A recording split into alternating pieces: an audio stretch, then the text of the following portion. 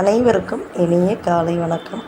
2/9/2025 செவ்வாய்க்கிழமை எடுத்த morning குக்கிங்க்கான video தாங்க இது.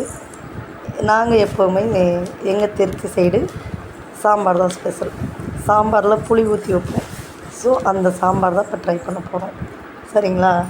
இன்றைக்கி மார்னிங்லேருந்து வெயிட் லாஸ் ஜேர்னி. நான் இப்போ 75 கிலோ இருக்கேன். வெயிட் லாஸ் பண்ணணும் அப்படிங்கிறதுனால ஃபஸ்ட்டு பால் டீ குறைச்சிருக்கேன். அடுத்து என்னென்ன பண்ணி என்னால் வெயிட் லாஸ் பண்ண முடியுதா என்ன அப்படிங்கிறத கண்டிப்பாக உங்களோட வீடியோவாக ஷேர் பண்ணுறேன். இன்றைக்கி மார்னிங் சாம்பார் எப்படின்னு பார்த்தீங்கன்னாக்க, முருங்கைக்காய் சாம்பார் தான். இந்த சீசன் இருக்கப்பவே நிறைய சாப்பிட்டுக்கிட்டா தான், இல்லைனா ஒரு முருங்கைக்காய் 50 ரூபா 60 ரூபான்னு சொல்லிடுவாங்க. நான் எங்கள் அம்மா வீட்டிலேருந்து கொண்டு வந்த முருங்கைக்காய் தாங்க இது. ஃபஸ்ட்டு பருப்பு நான் ஆல்ரெடி வேக வச்சுக்கிட்டேன். சாதம் வடித்து எடுத்து வச்சிட்டேன். எனக்கு கடாய் அடுப்பில் வச்சு எண்ணெய், கடுகு, நான் சாம்பார் வெங்காயம் தான் எடுத்திருக்கேன். வெங்காயம் நல்லா வதக்கி, எண்ணெயிலே வெங்காயத்தை போட்டு நல்லா வதக்கி, அதுக்கப்புறம் தக்காளி, பச்சை மிளகாய் இதை ரெண்டையும் போட்டு ஃப்ரை பண்ணுங்க. எனக்கு கருவேப்பிலை மட்டும் கிடைக்கல, சமையலில் அது மிஸ்ஸிங்.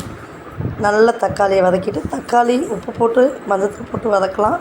நான் பருப்பு வேக வைக்கிறப்பே மஞ்சத்தூள் போட்டிருந்தேன், அதனால் மஞ்சத்தூள் சேர்க்கலை.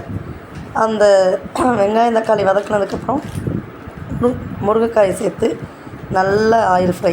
எந்த சமையலாக இருந்தாலும் நல்ல எண்ணெயில் வதக்கி அதை குக் பண்ணோன்னாக்க சமையல் கூட கொஞ்சம் டேஸ்ட்டாக இருக்கும். அப்படி தான் நான் பண்ணியிருக்கேன்.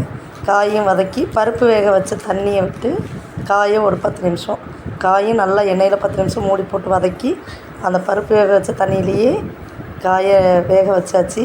அதுக்கப்புறம் நான் யூஸ் பண்ணுற வீட்டு சாம்பார் தூள் 2 ஸ்பூன் போட்டு இதையும் நல்லா வதக்கி விட்டு, தேவைக்கேற்ப நான் 1/2 ஸ்பூனாக எடுத்ததுனால 3 தடவை போட்டிருக்கேன். ஆனால் என் கணக்கு 2 ஸ்பூன் தான். 2 ஸ்பூன் போட்டு நல்லா ஒரு தடவை ஃப்ரை பண்ணிவிட்டு, வேக வச்ச பருப்பை கடைஞ்சி இதில் ஊற்றிடுறோம். ஊற்றிட்டு இங்கிட்டு பார்த்திங்கனாக்க 2 ஸ்பூன் கார்ன்ஃப்ளவர் மாவு, 1 ஸ்பூன் வீட்டு மிளகாத்தூள், தேவைக்கேற்ப உப்பு, இதை மட்டும் சேர்த்து உருளைக்கிழங்க ஃப்ரை பண்ணிக்கலான்ட்டு மசாலா ரெடி பண்ணி வச்சுருக்கேன். பருப்பை ஊற்றியாச்சு. ஒரு 5 நிமிஷம் மூடி போட்டு வேக வச்சோன்னாக்க அந்த பச்சை வாசனை, மிளகாத்தூளோட பச்சை வாசனை போயிடும். போனதுக்கப்புறம் கரைச்சி வச்சுருக்க புளிக்கரைசலை எடுத்து ஊற்றி நம்ம சாம்பாரை கொதிக்க வச்சு இறக்கிற வேண்டியதான். இங்கிட்ட சைடில் பார்த்திங்கன்னா பொட்டேட்டோ ஃப்ரை ஆகிட்டுருக்கு. சாம்பார் கொதிச்சிக்கிட்டே இருக்குது. புளிக்கரைசலை ஊற்ற போகிறேன் பாருங்கள். நான் இந்த சாம்பாருக்கு இவ்வளோ புளி எடுத்திருக்கேன். புளிக்கரைசலை ஊற்றி நல்லா ஒரு தடவை கொதித்து வரணும். அந்த சாம்பார் கொதிக்கிறப்பவே, கிச்சனில் வைக்கிற சாம்பார் ஹாலில் இருக்கப்பே ஸ்மெல் வரும். அந்தளவுக்கு சாம்பாரை கொதிக்க வச்சு இறக்கிட்டோம்னாக்க தோசைக்காக இருக்கட்டும், சாப்பாட்டுக்காக இருக்கட்டும், அவ்வளோ மனமாக டேஸ்ட்டாக இருக்கும். எங்கள் திருச்சி சைடு சாம்பார் இப்படி தான் இருக்கும். நீங்கள் ஒரு தடவை வச்சு பார்த்துட்டு எப்படி இருக்குன்னு சொல்லுங்கள். மார்னிங் பிரேக்ஃபாஸ்ட்டுக்கு பசங்களுக்கு தோசை தான். எங்களுக்கு நேற்று நைட்டு அரைச்ச புதினா மல்லி சட்னி இருந்துச்சு. அதனால் எங்களுக்கு ஒரு 6 இட்லி, ஆளுக்கு 3 இட்லி ஊற்றிட்டோம். வெயிட் லாஸ் பண்ண போகிறோம் இல்லைங்களா, அதனால் கம்மியாக சாப்பிட்ணுங்கிறதுனால. சேனலை ஃபாலோ பண்ணாதவங்க ஃபாலோ பண்ணிக்கிங்க, சப்ஸ்கிரைப் பண்ணாதவங்க பண்ணிக்கிங்க.